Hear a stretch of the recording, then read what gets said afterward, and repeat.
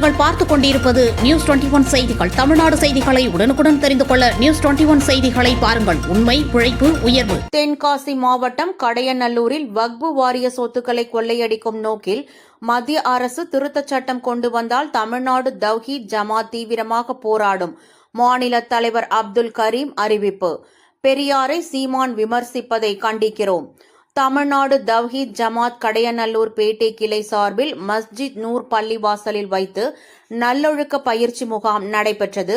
இதில் கலந்து கொள்ள வருகை தந்த தமிழ்நாடு தவ்ஹீத் ஜமாஅத் மாநில தலைவர் அப்துல் கரீம் செய்தியாளர்களுக்கு இவ்வாறு பேட்டி அளித்தார்.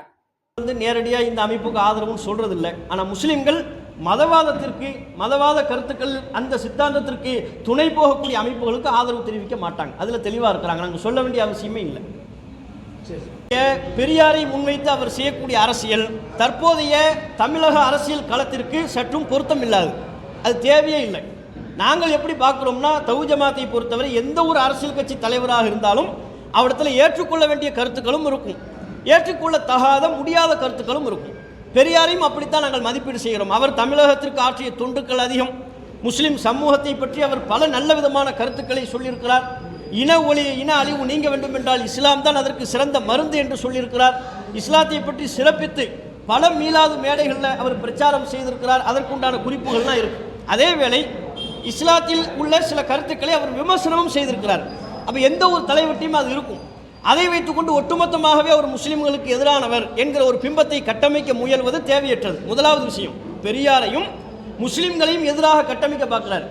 சீமானுடைய தற்போதைய பிரச்சாரத்தை நீங்கள் பார்த்தால் பெரியாரிஸ்டுகளை எல்லாம் முஸ்லிம்களுக்கு எதிராக முஸ்லிம்களை கொம்பு சீவி விடக்கூடிய வேலையை செய்கிறார். அது தேவையற்றது. தமிழகத்தின் தற்போதைய அரசியல் களம் என்ன? மதவாதம் தான். சீமான் முன்னெடுக்கிற அரசியல் தமிழ் தேசியம். தமிழ் தேசியத்திற்கு எதிரானது மத தேசியம் தான்.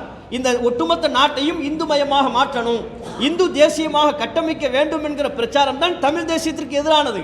அந்த தமிழ் தேசியத்திற்கு எதிரான இந்து தேசியத்தை எதிர்ப்பதை விட்டுவிட்டு, பாஜகவை விமர்சனம் செய்வதை விட்டுவிட்டு, அதனை பொது எதிரியாக கட்டமைப்பதை விட்டுவிட்டு பெரியாரை பொது எதிரியாக கட்டமைப்பது தேவையற்றது. பெரியாரிடத்தில் சீமானுக்கு பல மாற்று கருத்துக்கள் இருக்கலாம்.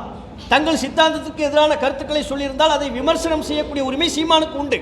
தமிழகத்தில் எவரும் விமர்சனத்துக்கு அப்பாற்பட்டவர்கள் அல்ல. விமர்சனம் செய்வது வேறு, பொது எதிரியாக கட்டமைப்பது வேறு. சீமான் தற்போது செய்வது விமர்சனம் அல்ல, பெரியாரையும் பெரியாரிஸ்டுகளையும் பொது எதிரியாக கட்டமைக்க பார்க்கிறார். தமிழகத்தில் அவங்க பொது எதிரியாக கட்டமைக்க வேண்டிய அவசியமே இல்லை. பாஜக தான் பொது எதிரி. அவர்களின் சித்தாந்தம் தான், மதவாத சித்தாந்தம் தான் பொது எதிரி. திருப்பரங்குன்றம் விவகாரம் ஓடிக்கொண்டிருக்கிறது. இதில் சீமானின் கருத்து என்ன? கருத்து சொன்னாரா? அதை பற்றி பேசினாரா?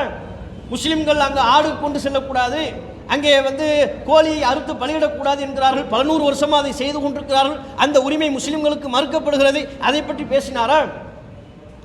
வக்ஃபு சட்ட திருத்தம், ஜேபிசி ஜாயிண்ட் பார்லிமெண்ட் கமிட்டி அவர்கள் செய்த அட்டூழியம், அநியாயம், அதை தாண்டி வக்ஃபு சட்ட திருத்தத்தை முன்மொழிய பார்க்கிறார்கள். சட்ட வடிவம்